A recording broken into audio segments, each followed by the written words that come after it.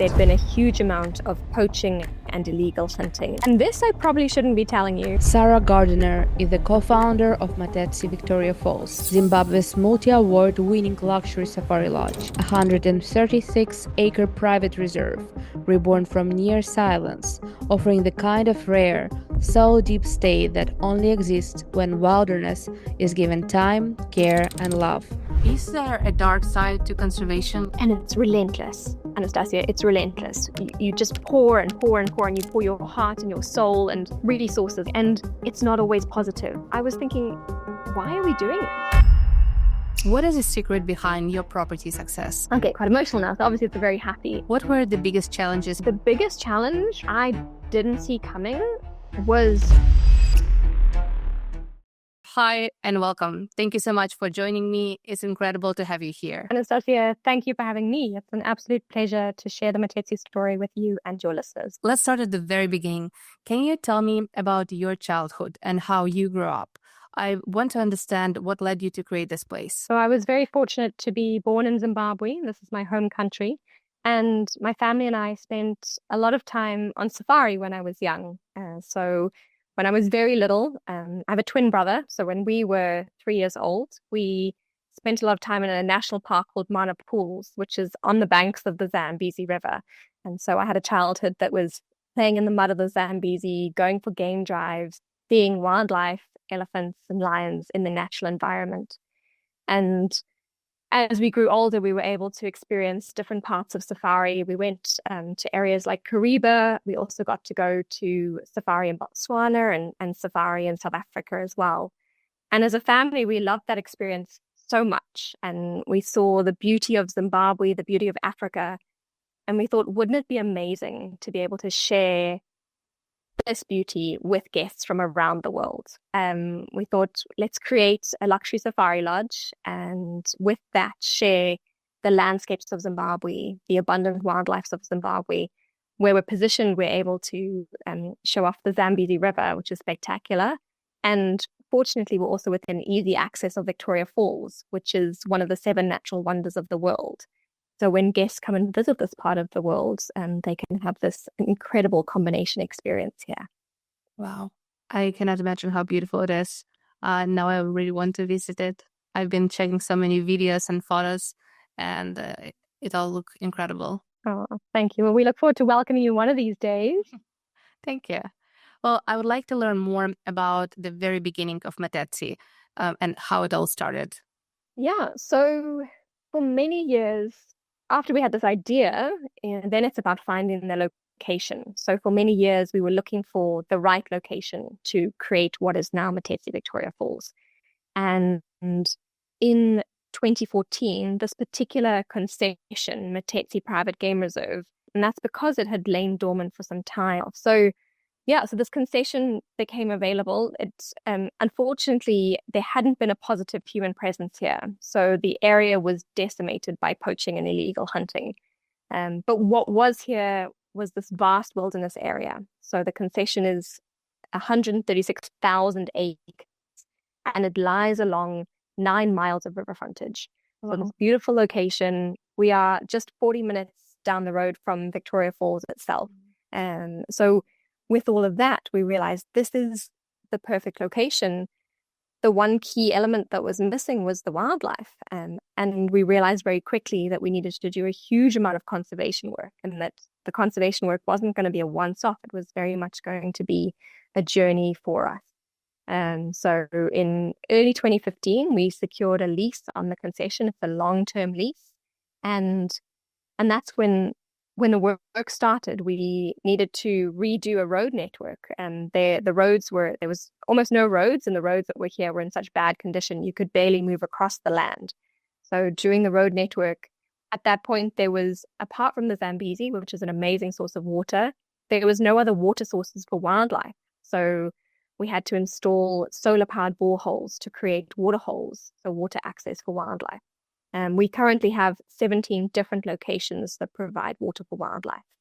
And with the positive human presence, we had a team that was moving across the concession collecting snares. So those are traps that are used to catch wildlife. We had a team collecting snares. And slowly creating this positive human presence and creating a safe haven for wildlife to be able to move safely through and back into the area. And then, so that's the wildlife side and the conservation side. And there was an old lodge that was here that was very dilapidated. And so we chose, rather than increasing the footprint on the land, we chose to rebuild on the existing footprint that had been here historically. So we rebuilt on the foundations of an old lodge. It looks very different now. And we were fortunate to work with a female Zimbabwean architectural designer. We really wanted to give our guests a sense of place. So we speak about giving our guests the freedom of time and space while they're here. And the theme of the design is life on the river. So very much in tune with this part of the world. We can talk about a very down-to-earth luxury. I'm actually sitting in one of the rooms now and I'm surrounded by a very earthy feel. Stone has been used, wood elements, and big views onto the beautiful Zambezi River. I bet that it's some kind of this transformational experience. You come as one person and then you leave as completely transformed individual. Yes, very, very much. We often find with guests, we all live such busy lives. And when guests are able to take the time and step out of their busy lives and step into a beautiful part of the world like this, they have that opportunity to pause and to connect with place and to connect with people. And sometimes that's our team, sometimes it's the guests that they're traveling with, their friends, their family, and also to reconnect with themselves. And in that, have that very nourishing experience. And as you say, transform in a way. Yeah, I think that nature has this ability to transform, to heal, and to really connect us back to our roots and the earth. Yeah. And there's something in particular for me about water. And with being on the banks of the Zambezi River, almost at every element of the guest experience while they're within the property, they are connected to the Zambezi River. And I feel like there's the flow of the water. You know, you might have your worries that are going on, but then you sit by the river and there's this calm and tranquility that flows past and also through us as individuals. That's so beautiful. And I think the location, right, is just perfect to relax, to unplug, and like we mentioned, transform. I want to come back a little bit to the early days of Matetsi, and I want to try to better understand what did the land look like. And I know you mentioned before that there were poaching present. Maybe you can explain a little bit of that and what kind of problem it is, what kind of poaching they are in the area. Yeah, so there's a number of different types of poaching, let's say. So you have what's considered subsistence poaching. So that's individuals that are simply trying to feed their families, their direct households. And then poaching then scales up to what can be called bushmeat poaching. So that's putting down a lot of traps, a lot of snares to catch quite a number of wildlife. And then that bushmeat or that wildlife meat is then traded in a commercial aspect. So that becomes much, much more large scale and it becomes very, very problematic. And that's the sort of poaching that was happening in this area before we were involved. There's also other poaching that's widely heard of in Africa. There's also, for example, elephant poaching for ivory, for the tusks, and rhino poaching for the horn. So there are no rhino in this area currently. They were moved out of the area in the 90s for their protection. But this is big elephant country. Actually, we did an aerial survey to get an understanding of our elephant population now. And it is possible that we might have the highest density of elephants in the world in this area, which is incredible. And that's thinking about that now, whereas 10 plus years ago, it's now almost 12 years ago, there was no animals here. There was no elephants. You know, we saw one lonely skittish kudu. And it was at that time that negative human presence. And when an area lays dormant, unfortunately, it is possible that people are going to take advantage of that.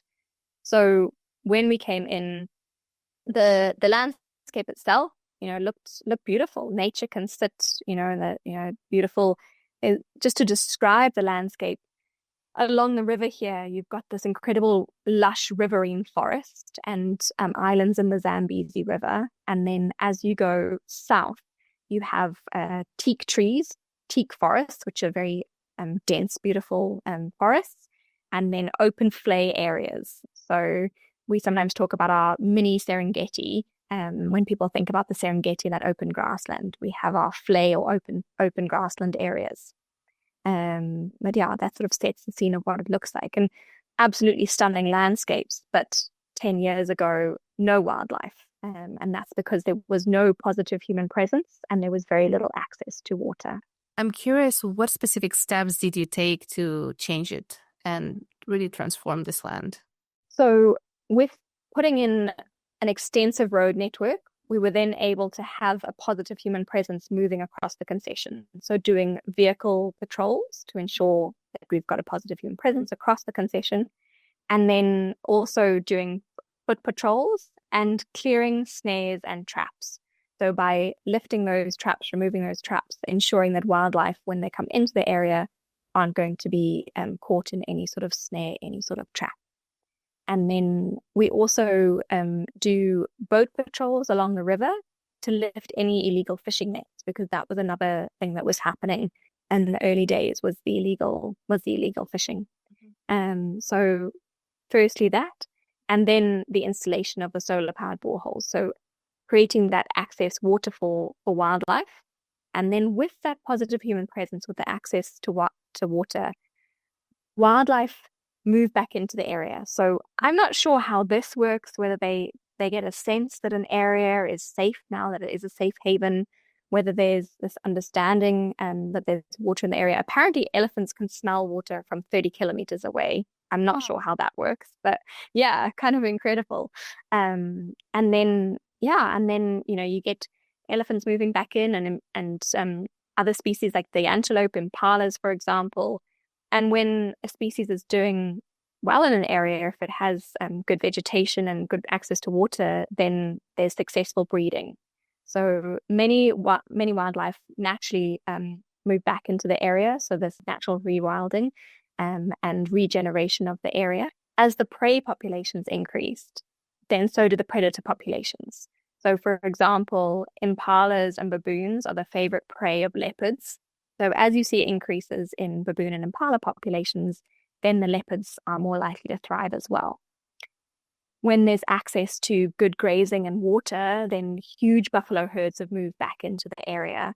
And with that, lion populations can also thrive. Buffalo are the preferred prey for lions, for example. And so each of these species sort of having a ripple effect within the ecosystem.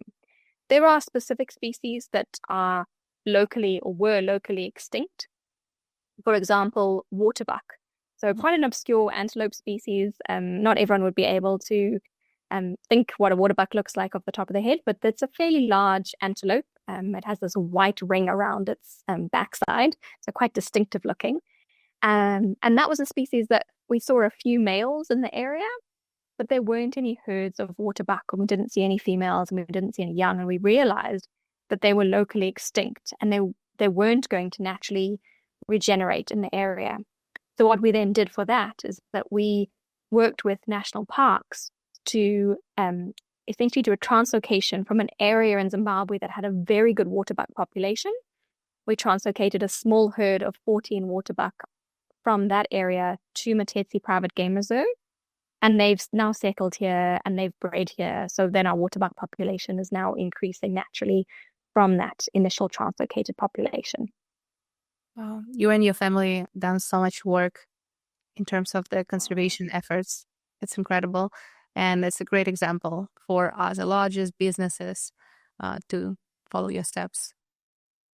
Thank you, Anastasia. I feel like it's very much a team effort. And also, there's been so much that's come into the space, from our team, from our industry colleagues, from our guests. We get the support all around, and it's because of that continued support that we're able to do what we do. That's beautiful. I think I heard you say before that there's a big five in terms of animals. It's an elephant, a buffalo. Yes, yeah. So in the safari space in general, people talk about the big five. So that would be elephant, buffalo, lion, leopard, and rhino. And here on this concession, we have four of the big five. So as I mentioned, currently we don't have rhino on the concession because they were moved out historically. We would we would absolutely love to reintroduce rhino here. It is very much part of where we see our conservation journey.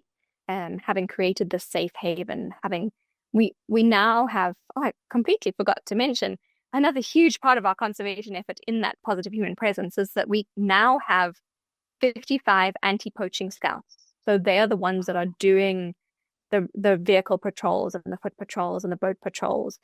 And so it's a very solid positive human presence. If we are able to maintain the safe haven, to bring in rhino to translocate them is one story. And then to be able to safeguard them requires a lot of manpower because of the threats from poaching. So we'd love to reintroduce them. But in the meantime, we have possibly the largest or one of the largest elephant densities on planet Earth, which is mind-boggling. And then we see huge herds of buffalo. And as we say, with that, lions, and then there's also leopards that are resident on property here. So it's with all of that, of course, the other sorts of species that guests enjoy seeing on property. You've got your giraffe, which are always beautiful to see and so elegant.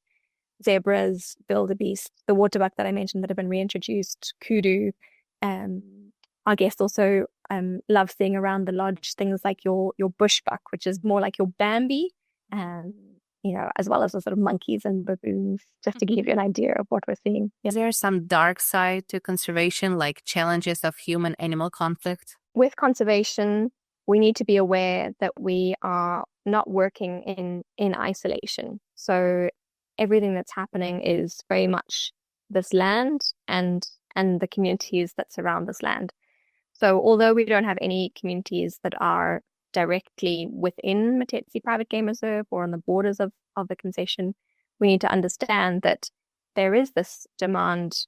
Human populations are growing, and there's demand for space, and there's also demand for resources, and it is trying to find a balance between those communities being able to sustain themselves and being able to protect these wild spaces for wildlife and future generations. Understanding that you've got communities that are living currently and they need to be sustaining themselves and thinking about the future as well. So it can be a tricky balance between those two. We try as much as possible not to especially for our anti-poaching team, they actually instead of using the word poachers, they use the word players, just to try to neutralize if there was some sort of incident where there's an individual, they don't automatically refer to them as a poacher. They refer to them as a player and then try and understand what that scenario is. Is it maybe, some kids playing on an island in the Zambezi and they're harmless and they're just living their lives and having fun and doing their thing, versus someone who might be coming over around this area. We don't see a lot within Matetsi Private Game Reserve, but on our boundaries, they do see some movement of poachers. And so are they coming over? Is it for bushmeat poaching, or is it even for elephant and ivory poaching? And, trying to understand that this is a very complicated dynamic here. Is there a poaching for entertainment purposes, just to kill an animal and that's all, take a picture? Generally, that wouldn't be referred to as poaching. That would be referred to as hunting. And hunting is something that is legal in certain areas of Africa. Generally, it's highly regulated, and the areas where hunting happens, those areas would have what they call quotas. So certain numbers of wildlife that people could go and hunt if that's something that they wanted to do. Matetsi Private Game Reserve is non-hunting, purely photographic. So this is what they call a non-consumptive area. And in hunting areas, you would have something like that. Also, unfortunately, in some areas, there is illegal hunting. So when this area didn't have a positive human presence, there were people coming into the area for sport, for fun as they may find it, to hunt animals for that purpose. And that's a whole other quite heated conversation. We're very fortunate on Matetsi Private Game Reserve. This concession has been, so as a family, we've been involved for more than 10 years now. And this concession was technically no hunting since the late 90s. So it's probably, 30 years of non-hunting on this concession. And it is, I've been into areas where there's hunting and photographic, and generally wildlife are much more relaxed in photographic spaces. They don't see vehicles as a threat, they don't see humans as a threat, and they are much more relaxed. Yeah, in areas that there is hunting, then wildlife can be more skittish, and they're clearly not quite at ease in those sorts of spaces. Thank you for sharing this. Could you tell me a little bit about what does your property look like today? How many suites do you have, and how many people work at the property? Sure. So we rebuilt on the foundation of an old lodge that was here, and we now have 16 suites and 2 family suites and the 1 4-bedroom river house.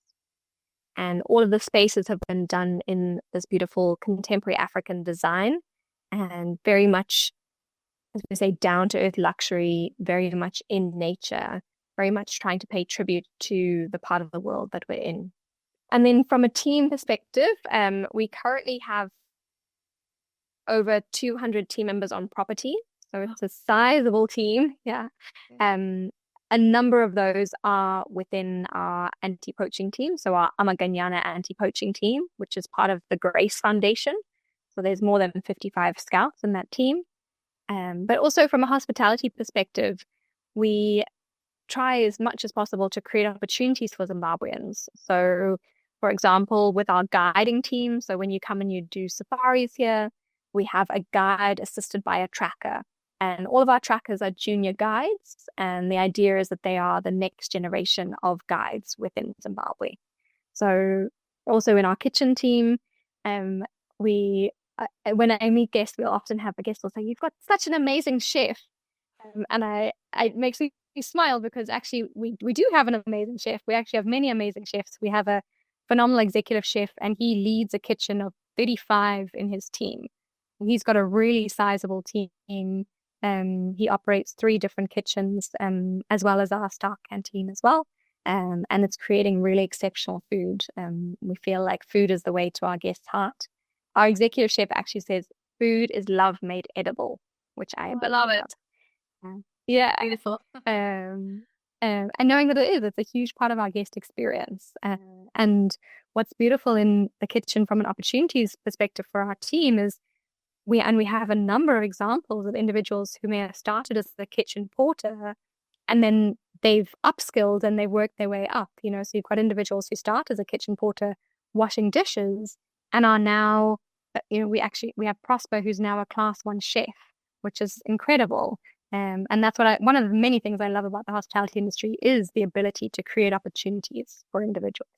Yeah, it's hospitality from inside out, not just outside in. That's beautiful. Yeah, I like that. I'm curious if you grow any food on your land, and maybe your restaurant is kind of like a farm to table. Yeah. We would love that. However, the elephants have something else to say about it. So we built a garden, and it got demolished by elephants, and we rebuilt it and it got demolished again. So now, to be honest, we have a tiny little greenhouse where chef and team do some micro herbs and some little greens, which they love to use. And then for everything else, we work with a brilliant team who operate near the Victoria Falls area. So being in this wilderness area with this many elephants, it has its challenges. But it is most of our fresh produce is coming from fairly local, which is brilliant. Wow. I love it. I bet it's so delicious. Your property won many awards. And the next question is, the sponsor of this video is me. I love a few things the most. One is hosting our guests. I have hosted already more than 1,000 guests. I put all my knowledge and lessons learned into the Unique Stays Masterclass and community. You get 15 modules of clear lessons. You learn how to underwrite and finance deals. You learn how to build your property from the ground up. You learn design, operations, and automation. You can connect with other hospitality operators. Ask questions specific to your situation. If you want to improve your vacation rental or build one from the ground up, go to uniquestays.co.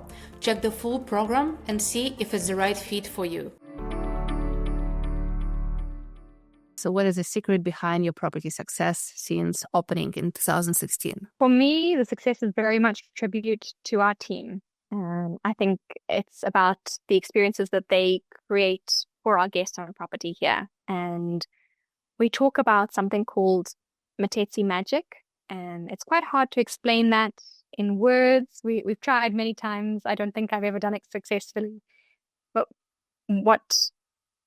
for me, Matetsi magic is a feeling. It's about being in this space. It's about, as we connected to place, connected to people, connected to self, and having that tranquil Zambezi River calm your soul and restore and regenerate.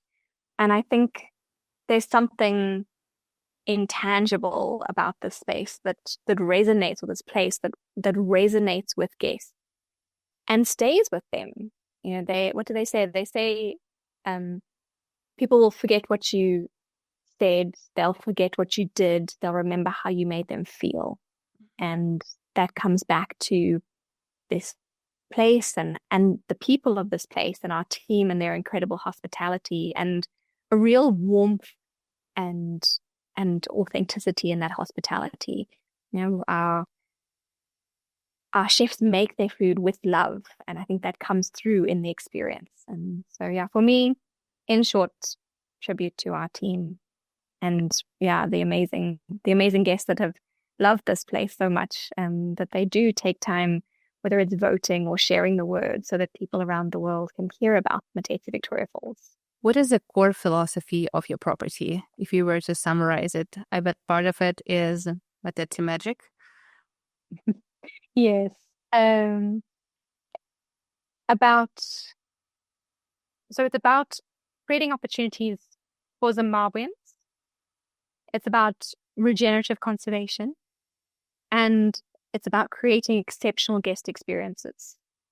And those all tie into each other. So when we're creating opportunities for individuals, they're thriving. And so they're then creating these incredible experiences for our guests. With the regenerative conservation, the wildlife, again, it's that word again, they're thriving. And so again, that has that ripple effect of creating incredible experiences. And in a bigger scheme, also being able to change narratives, you know, so we're here in Zimbabwe, which I mentioned is my home country, a country that some people have never heard of, or if they've heard of it, it may be with a negative narrative. And knowing that there's so much that this beautiful country has to offer, and everything from the landscapes, the wildlife, the Zambezi River, that warm Zimbabwean hospitality. And for our guests, our philosophy is creating this container for our guests to experience that and to have that resonate with them. I think our conversation just reminds me one more time how interconnected our world is, from human to human, from animal to human, and in between communities that we affect and when we build something. Very much. And that's where we drop in from the, you know, so often we're busy, we're rushing, and you know, everyone's go, go, go. And then when we can take a moment and pause and drop into our human being and remember that we are a being amongst beings and create those connections. And as I was saying, those can then nourish us and then we can thrive. I love it. Being among beings. Where most of your guests are coming from? So we are fortunate to welcome guests from all over the world. Many of our guests come from North America, particularly from the US. And I think a big part of that is that safari has become such a desirable trip. It's such a bucket list adventure for guests from the US. But what I'm also loving is seeing guests from other parts of the world. So, you know, we welcome guests from Mexico and Brazil and we've had times where we've had guests from, in sort of half the property scattered with guests from different countries in Europe. We also have guests from Southern Africa that come to visit us, Australia, Asia. So really is quite a nice broad spectrum. And for us as a family, it's really important that we get the word out across the globe so that guests from anywhere can know about us and hopefully have a chance to visit us at some point. I hope after our conversation there will be many more people who will hear about your property because how amazing it is. Do you have many repeat guests? Yes, yeah. I'm so glad you asked that because honestly, when we first opened, I never thought that we would get repeat guests. I remember someone asking us this in the early days, and I said, no, people just come to safari one time. They see the falls once, they feel like it's enough. And what's been amazing to see over the years is guests who come to Matetsi Victoria Falls and fall in love with this part of the world and book to come back again and again and again. We have guests that visit us every year or every second year. Wow. Sometimes, which is remarkable. And for me, that's tribute to our team and the experiences they create and to this beautiful part of the world and how nourishing it is for our souls. And having that, sometimes it's individuals, like, a couple that come back as them, that's their treat for the year and they come back as a couple. Other times you'll have individuals who bring different friends with them or different family with them. For some people, I think it's beautiful. This is not just a place to come to tick boxes. They can come and tick a lot of boxes for sure. You can, come and tick seeing the elephants and tick seeing big falls. But then knowing it's a much deeper, can be a much deeper experience than that. Coming back to a place. And when you're in a wilderness area like this, when you're in nature, no day is the same. So, yes, it's an elephant, but it's probably a different elephant or a different herd of elephants, and the behavior is different. And even the Victoria Falls has a seasonal flow. So, in March, April, May, you've got that big high water cloud. And then you've got your mid-water times where the cloud isn't so large, but you've got a good flow of water all the way across the falls. And then low water season, you've got certain areas with good flow, and then other areas where the rock formations are exposed. And that's incredible to see as well. And that's a time of the year where the Devil's Pool experience is accessible.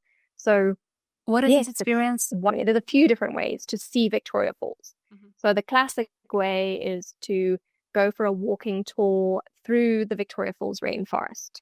So you can do this either on the Zimbabwean side or on the Zambian side. So this is the classic. And then for many guests, they'll do an aerial view, so a helicopter experience over the falls. So this is really amazing way to see it. And then an alternative way, sort of an additional way, is to take a boat to one of the islands that is basically on the falls, on the edge of the falls, and it's called Livingston Island. So you can do a Livingston Island tour and essentially see the falls from the side of the falls. And then if you're brave enough, you have the option it's an optional swim in the Devil's Pool. So it's only open at certain times of the year because obviously if there's too much water, it's not accessible. But in low water season, the Devil's Pool is available. It's become quite popular. There's a lot of adrenaline. I don't know if adrenaline junkies is the right word. A lot of people that are keen to give it a go. Yeah, I don't know if I would be able to try this. I probably would be just looking at the from the side. Yeah, it sounds like an incredible experience.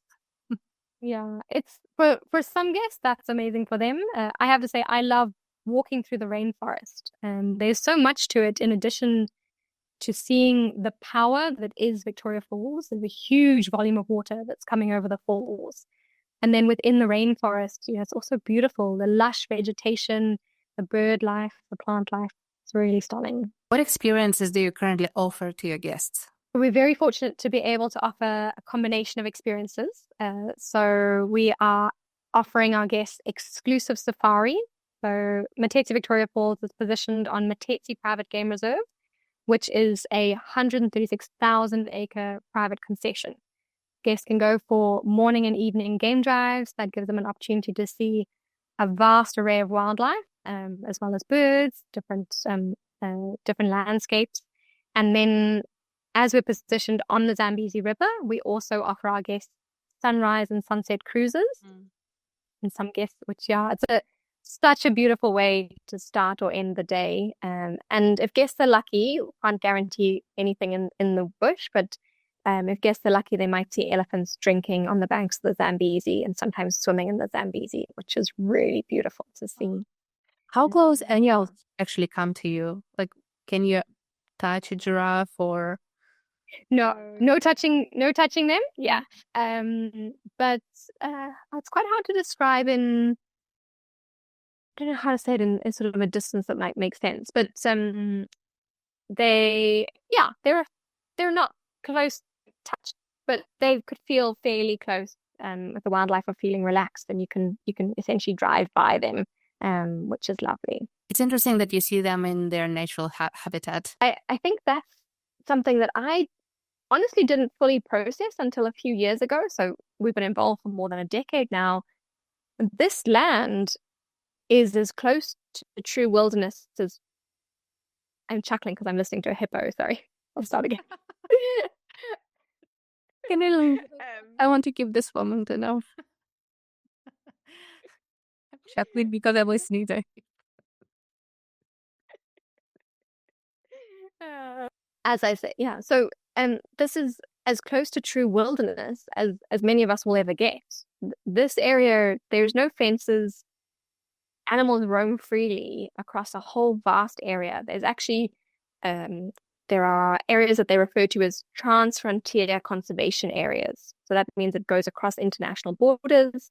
So Matetsi Private Game Reserve is within the Okavango Zambezi Trans-Frontier Conservation Area, which is, I think, currently the largest in the world, that area. And we lie in the heart of that. So when guests are here, they're traversing, they're going on game drives, they're seeing wildlife in true wilderness. The giraffe are, let's say relaxed. Some people use the term habituated, which means they're used to having the vehicles go by, but they're not tame. They're not pets in any way. We don't name these wildlife. It's unusual for us to be able to even recognize them because there are so many different animals in the area, and they do move around. But yeah, it's very special. And to be able to go on safari and park the vehicle and be able to sit calmly and quietly with a herd of elephants that are, whether they're grazing in the grasslands or passing by or running down to a water hole to drink. It is really, truly, truly remarkable. And I will never take it for granted. And people often ask me that. They say, I get to see elephants almost every day. And I still never take an elephant sighting for granted. I always get excited when I see them. Elephants are my favorite animals from early childhood, but I have never seen them in a natural habitat. In the zoo, yes. Not yet. Not yet. Yeah, not yet. Well, you know where to come for potentially the highest population of elephants in the world. Yeah. I'm already putting it on my bucket list. You briefly mentioned about Matetsi family. What do you mean by that exactly? Oh, yeah. I often use that term now without even thinking about it. So my own biological family, we're actually a very small unit. There's just 4 of us. And when we first had this dream, it was a dream amongst ourselves, and then slowly it became a reality. And it became a reality because we were able to build this amazing team around us, and that team became so connected to us and to this dream, and so slowly over time and quite organically, we built what feels like a family, like the Matetsi family. So we've gone from being a core unit of 4 to this much wider Matetsi family that encompasses our hospitality team, it encompasses our conservation team. And for me, I also feel like we have this extended Matetsi family, those guests that have remained connected with this part of the world, have, repeat guests that have come back to us. We also have our travel industry colleagues who are across the world who know our property and share about us.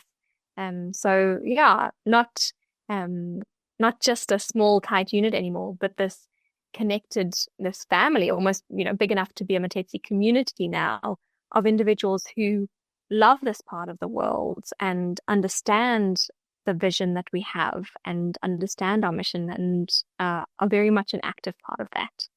So we've gone from 4 to well over 200 now, which is incredible. Plus, every guest of yours who visits your property becomes a part of extended family. Yeah, very, very much. And we're very grateful for that. What were the biggest challenges you have experienced since creating Matetsi? The biggest challenge, which I didn't see coming, was overcoming people's preconceived ideas and misconceptions about Zimbabwe as a destination and about safari as an activity. So with Zimbabwe, even now, last year I was traveling in Australia, chatting to travel agents about our beautiful part of the world. And often one of the first questions that comes up is it safe? And for me, I'm quite surprised by that because Zimbabwe is my home country. I feel incredibly safe here. And actually, Zimbabwe is ranked as one of the safest countries to travel to. And so there's a narrative from our previous political and economic and social issues that is carried, it's carried over 20, 30 years. And part of what we do as Matetsi Victoria Falls is try and change that narrative to show a different side of Zimbabwe, to show what modern day here is like.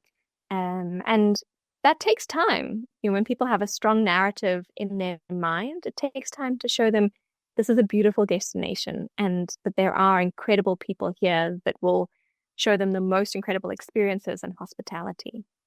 And then on the safari side, again, I think when we hear stories in the news about safari, it may be something that's quite negative, whether that's over tourism and a lot of safari vehicles around animals, or perhaps it's highlighting a tragic incident that might have happened on safari if there was a safety issue.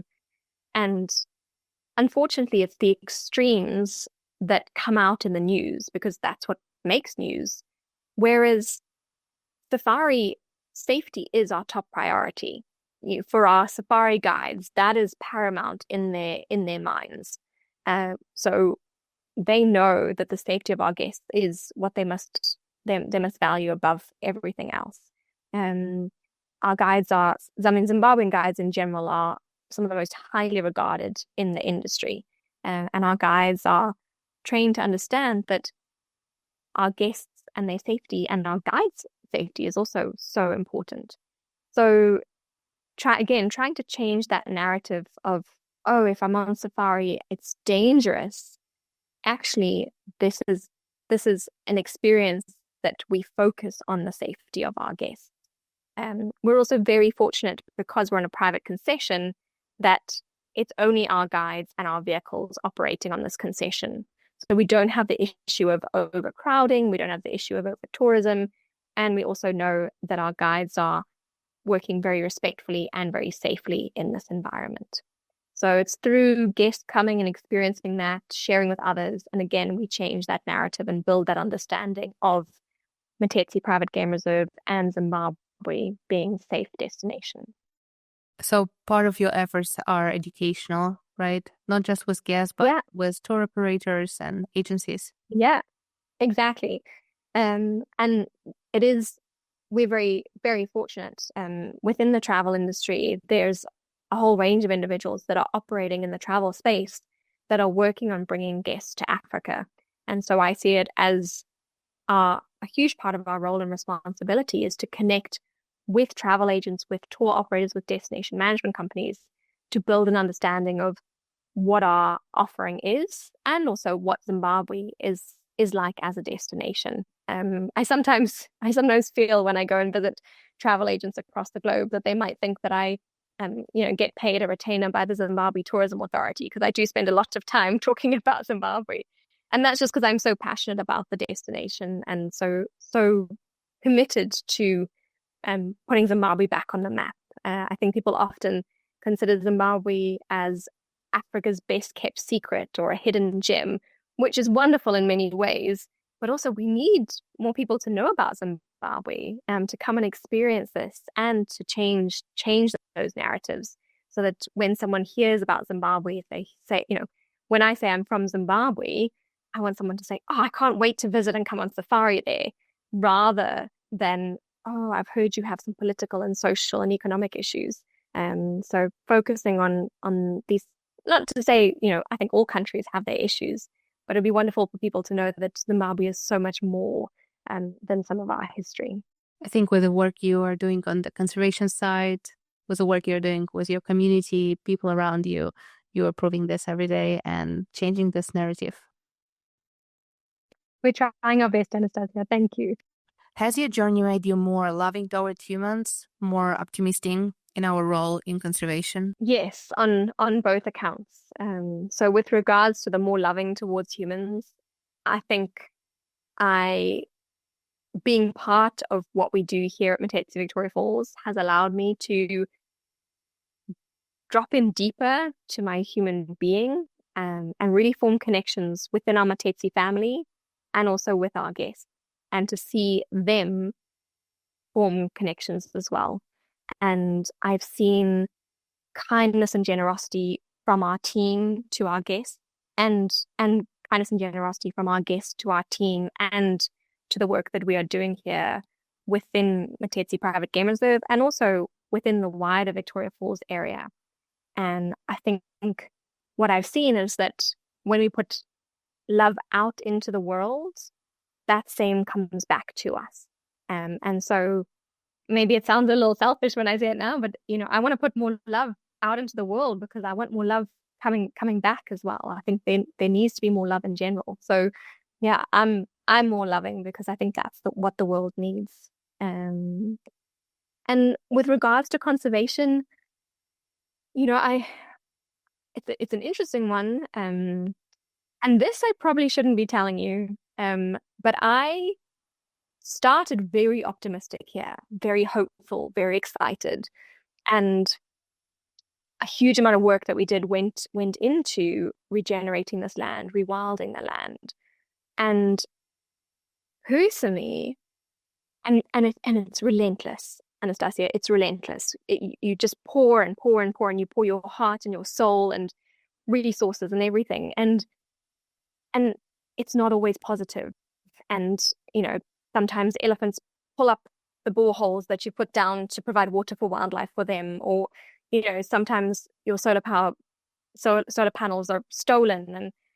And at some point, I have to be honest, I was thinking, why are we doing this? And feeling a little bit apathetic of like, we're trying to put so much in. And that was very difficult. And it took me a bit of time, luckily not too long, to realize, yes, this is not a linear journey. We take steps forward and then sometimes we get knocked back and then we take a few more steps forward. And our conservation journey is not linear. And as we go along, we learn, we grow, we develop. And in doing what we're doing, we're also inspiring others.